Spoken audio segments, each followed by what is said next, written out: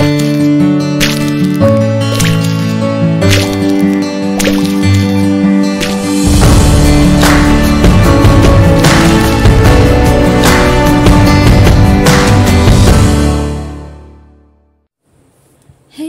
comment ça va?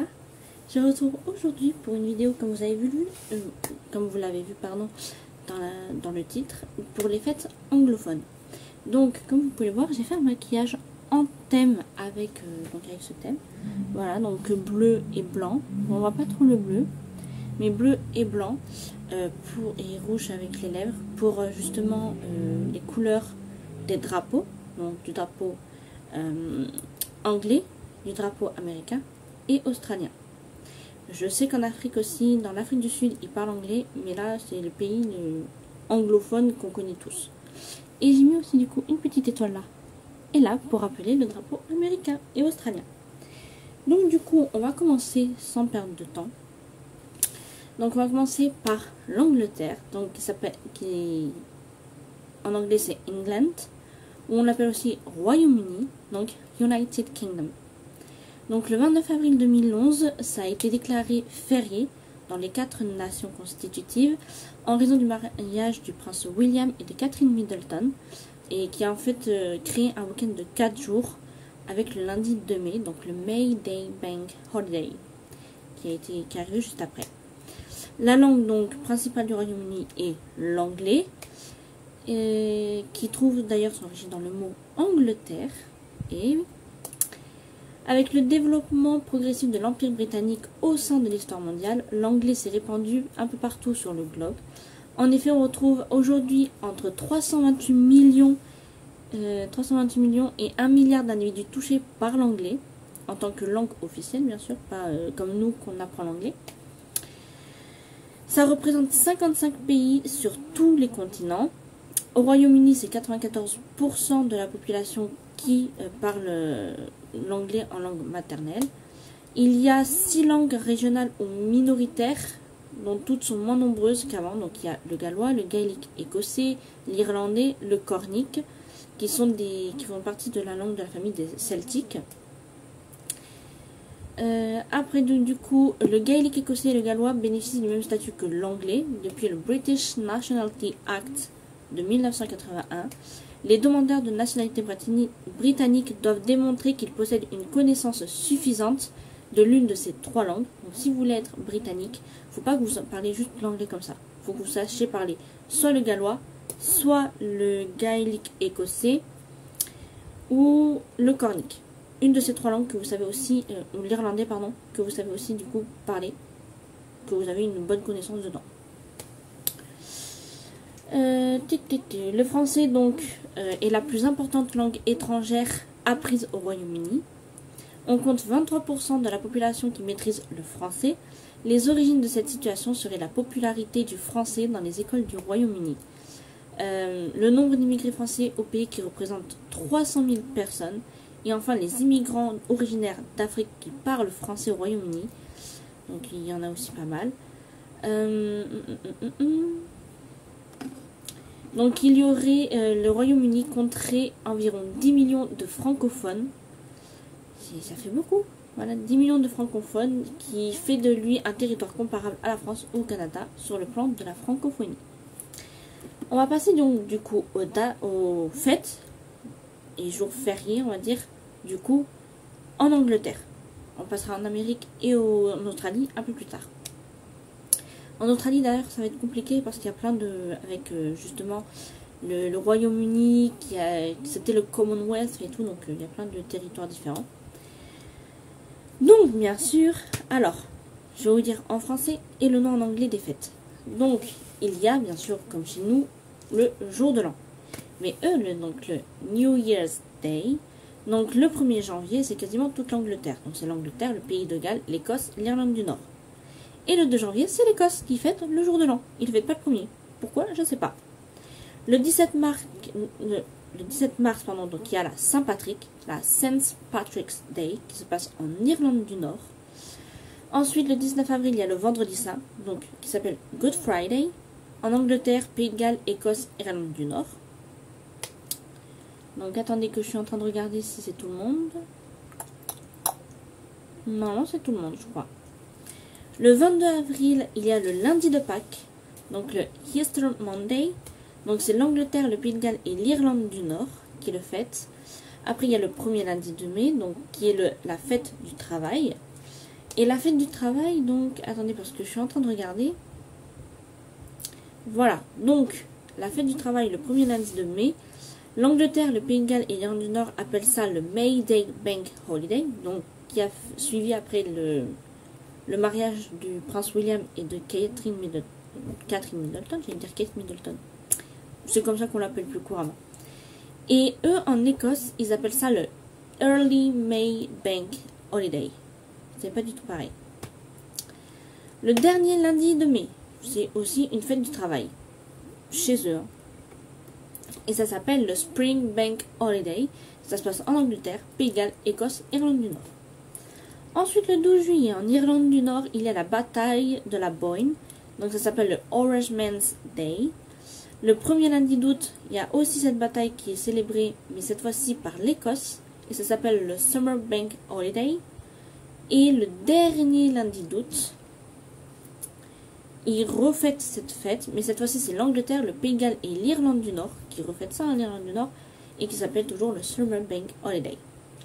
Le 30 novembre, il y a la Saint-André, donc la St. Andrew's Day, et c'est l'Écosse qui a cette fête. Le 25 décembre, c'est toute l'Angleterre bien sûr, et c'est le jour de Noël, donc Christmas Day. Et le 26 décembre, ils ont une autre fête le lendemain, qui est la Saint-Étienne. Ils appellent ça le Boxing Day, St. Stephen's Day. Et c'est toute l'Angleterre, tout le Royaume-Uni qui a cette fête.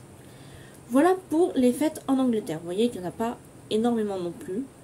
Il y en a un peu comme nous, donc la fête du travail que nous on a aussi également. Il y a aussi le Noël, le jour de l'an. C'est, on va dire, des fêtes normales. Les fêtes que eux ils n'ont pas, par exemple, c'est le 14 juillet que nous on a, c'est la fête nationale. Eux ils n'ont pas vraiment de fête nationale. Par contre, quand il y a, par exemple, il y a pas longtemps le jubilé de la reine, là c'est une fête nationale. Si vous avez suivi les informations, hein, pas forcément suivi le jubilé, avec ma mère on l'a regardé. Mais nous c'est parce qu'on adore la famille royale britannique.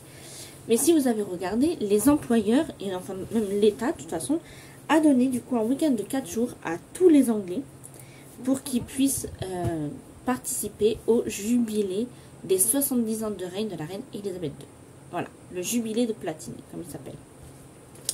Maintenant, on va passer donc à l'Australie. Comme je vous ai dit, il y a plein de territoires. Ça va être super. Oui. Donc, l'Australie n'a pas vraiment de langue officielle, mais l'anglais a toujours été la langue majoritaire dans ce pays. L'anglais australien se distingue de l'anglais britannique par son accent et son vocabulaire.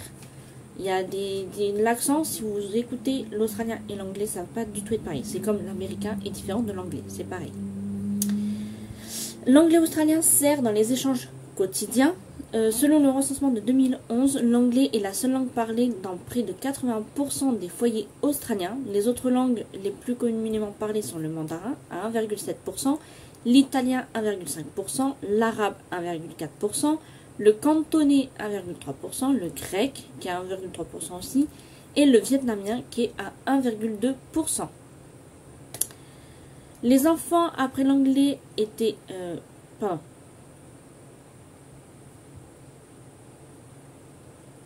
Donc ce que les enfants parlaient après l'anglais, voilà, était donc l'arabe, suivi par le vietnamien, le grec, le chinois et l'hindi. On pense qu'il y avait entre 250 et 750 langues aborigènes à l'arrivée des Britanniques. Parce que comme vous le savez, avant c'était c'est un peu comme l'Amérique, quoi. Il y avait des aborigènes. Les Anglais ont colonisé et ça a donné l'Australie.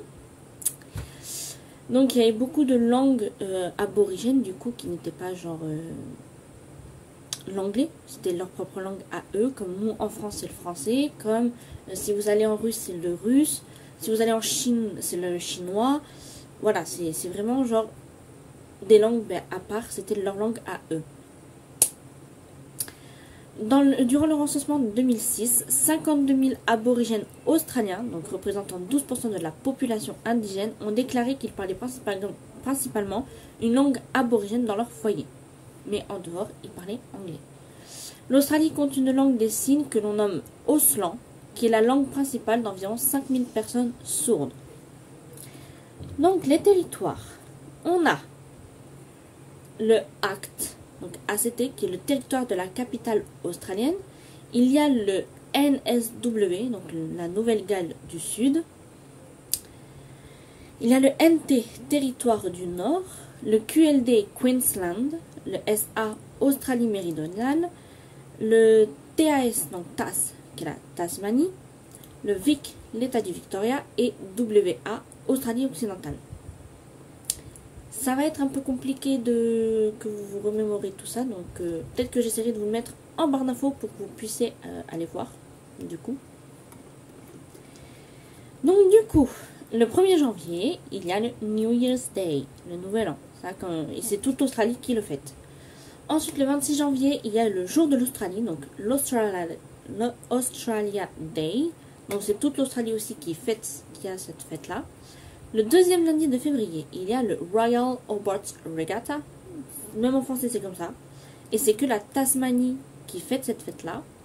Le premier lundi de mars, il y a la fête du travail, là qui s'appelle Labor Day. Et là, c'est l'Australie occidentale qui fête cette fête. Donc des fois, oui, je vais voir pour vous dire, ça sera mieux. Ensuite, le deuxième lundi de mars, il y a la Adelaide Cup. Donc là, c'est... pour pas vous dire de bêtises, c'est l'Australie méridionale. Ensuite, le deuxième lundi de mars toujours, il y a le Canberra Day. Et là, cette fois-ci, donc du coup, c'est le territoire de la capitale australienne. En même temps que Canberra, il me semble que Canberra, si je ne dis pas de bêtises, c'est la capitale de l'Australie. Ensuite, toujours le deuxième lundi de mars, il y a le jour de la loi des 8 heures, donc le 8 Hours Day. Donc c'est la Tasmanie qui a cette fête-là. Toujours le deuxième lundi de mars. Vous voyez, il y a beaucoup de fêtes différentes le deuxième lundi de mars. Donc il y a encore la fête du travail, et cette fois, qui s'appelle Labor Day. Et cette fois-ci, c'est l'État du Victoria qui la fête. En mars ou en avril, il y a le vendredi saint, donc le Good Friday. C'est toute l'Australie qui la fête. En mars ou en avril, pareil, il y a le samedi saint, donc le Easter Saturday. Et donc là, c'est toute l'Australie, sauf l'Australie occidentale qui ne la fête pas. En mars ou en avril, il y a Pâques, donc le Easter Sunday. Et là, si je ne me trompe pas, c'est la Nouvelle-Galles du Sud qui la fête. Le 25 avril, il y a la journée de l'Anzac, donc Anzac Day. Et là, c'est toute l'Australie. Le premier lundi de mai, donc il y a le jour de mai, ça s'appelle. Donc le May Day. Et là, c'est le territoire du Nord qui fête cette fête-là. Le premier lundi de juin, il y a le Western Australia Day. Donc là, c'est, lui je vous l'ai dit, j'arrive pas à le mémoriser, l'Australie occidentale. Ensuite, il y a le deuxième lundi de juin, l'anniversaire de la reine, donc Queen's Birthday. Et comme je vous l'ai dit, ça a été colonisé par les Anglais. Donc il y a eu le Commonwealth. Et donc forcément, quand il y a l'anniversaire de la reine, eux aussi, ils fêtent l'anniversaire de la reine. Donc c'est quasiment tout le monde, sauf, je vous ai dit du coup, WA. Voilà. Il y a juste un État qui ne le fête pas. Ensuite, le premier lundi d'août, il y a le Picnic Day. Donc c'est le territoire du Nord qui le fête. En septembre ou en octobre, encore l'anniversaire de la reine, donc le Queen's Birthday, et cette fois-ci c'est WA qui le fête. Donc WA c'est quoi déjà? Je vais vous dire. L'Australie occidentale, il le fête beaucoup plus tard. Ensuite en octobre, il y a le jour de la famille, donc le Family and Community Day. Et ça c'est donc du coup c'est le territoire de la capitale australienne qui a cette fête-là. Ensuite, le premier lundi de l'octobre, c'est la fête du travail, donc Labor Day. Ils ont beaucoup de fêtes du travail. Et là, c'est quasiment tout le monde, sauf du coup le territoire du Nord, la Tasmanie et l'État du Victoria qui ne fêtent pas. Le premier mardi de novembre, il y a la Melbourne Cup, donc c'est que l'État du Victoria qui l'a. Le 24 décembre, il y a le réveillon de Noël, Christmas Eve. Et là, du coup, c'est... celui-là, c'est l'Australie méridionale. Le 25 décembre, il y a le Christmas Day. Et là, c'est toute l'Australie. Le 26 décembre, vous avez le Boxing Day. Comme du coup en Angleterre, et c'est toute l'Australie. Si je dis pas de bêtises, suis en train de regarder. Ah non. Il y a l'Australie méridionale qui ne le fête pas. Ensuite, donc l'Australie méridionale fête le 26 décembre, eux ils fêtent le Proclamation Day. Et le 31 décembre, il y a le réveillon de la Saint-Sylvestre, donc le New Year's Eve. Et c'est le territoire méridional qui le fête. Nous, on le fête aussi, le réveillon de la Saint-Sylvestre. Et en Angleterre, ils ne le fêtent pas. Vous voyez, c'est vraiment différent. En Australie, eux, par contre, ils le fêtent, mais c'est qu'un État sur toute l'Australie. Ensuite, on va passer du coup aux États-Unis. Donc, on appelle soit États-Unis, United States, US, États-Unis d'Amérique, donc United States of America, donc USA. C'est souvent on dit États-Unis, ça va beaucoup plus vite. Donc, aucune loi n'a été votée pour préciser la ou les langues officielles en Amérique. Toutefois, c'est l'anglais. Il y a 32 États sur 50 qui parlent l'anglais comme langue officielle. Dernièrement, la Virginie occidentale en 2016 aussi a proclamé aussi parler la langue française, la langue anglaise en langue officielle. En outre, l'État de Hawaï est officiellement bilingue, anglais-hawaïen. L'État de l'Alaska reconnaît les langues amérindiennes en plus de l'anglais. L'espagnol possède un statut spécial dans l'État du Nouveau-Mexique, sans qu'il ne soit officiel. De la même façon, le français possède un statut particulier mais non officiel en Louisiane et dans le Maine. Donc la Louisiane, pourquoi ça s'appelle Louisiane? Parce que ça a été, il me semble, si je ne dis pas de bêtises, que ça a été offert pour le roi Louis. Donc du coup, on a appelé ça Louisiane. Voilà. Je recolle un peu mes petites trucs. Donc dans le territoire insulaire, l'anglais ainsi qu'une ou deux langues autochtones sont officielles. L'espagnol à Porto Rico, le samoan dans les Samoa américaines, le chamorro dans l'île de Guam, le chamorro et le carolinien dans les îles Mariannes du Nord. Donc on va passer maintenant du coup, donc là c'est dans toute l'Amérique. Là les fêtes c'est pareillement, c'est toutes les fêtes partout en Amérique. Donc il y a le 1er janvier, le jour de l'an, le New Year's Day. Le 3e lundi de janvier, il y a le jour de Martin Luther King, donc le Martin Luther King Day. Le 3e lundi de février, il y a le jour de George Washington, donc Washington's Birthday, President's Day. Le dernier lundi de mai, il y a le jour du souvenir, donc Memorial Day. Et je sais qu'en Amérique, ils sont beaucoup portés sur tout ce qui est militaire, l'armée. Donc il y a des fêtes en rapport avec ça. Notamment, donc là, il y a le 4 juillet, le jour de l'indépendance. Donc, l'Independence Day. Le 1er lundi de septembre, il y a la fête du travail, Labor Day. Le 2e lundi d'octobre, il y a le jour de Christophe Colomb, donc Columbus Day. Ensuite, donc le 11 novembre, il y a le jour des anciens combattants, le Veterans Day. Et nous, le 11 novembre, en France, on a une autre fête, mais qui est en rapport avec ce qui s'est passé par la guerre. Ne me demandez plus, je ne me rappelle plus quel c'est le jour, mais on a un jour comme ça. Le 4e jeudi de novembre, c'est l'Action de grâce, donc Thanksgiving, qui fête tous. Nous, on ne fête pas Thanksgiving. Le 25 décembre, il y a Noël, donc Christmas Day. Et ils ne fêtent pas non plus le réveillon de la Saint-Sylvestre. Eux, ils fêtent, je pense que vu qu'ils ont Thanksgiving, ils ne voient pas pourquoi ils fêteraient en fait le réveillon de la Saint-Sylvestre. Voilà. Ça doit être juste une petite fête pour passer le jour de l'an. Voilà. À mon avis, c'est le jour de l'an où c'est beaucoup plus gros. Et aussi, là, ce que j'avais pas marqué, mais le 16 avril, dans l'état du Texas, George Washington, d'ailleurs, il avait... il me semble que c'était lui, hein. Non, c'est George W. Bush, voilà, qui avait proclamé que le 16 avril serait le Selena's Day, donc le jour de Selena, par rapport donc, à l'assassinat, voilà, quand elle a été assassinée. Et vu que le 16 avril, c'était son anniversaire, elle aurait fêté ses 24 ans. Du coup, il a déclaré le 16 avril le Selena's Day dans l'état du Texas.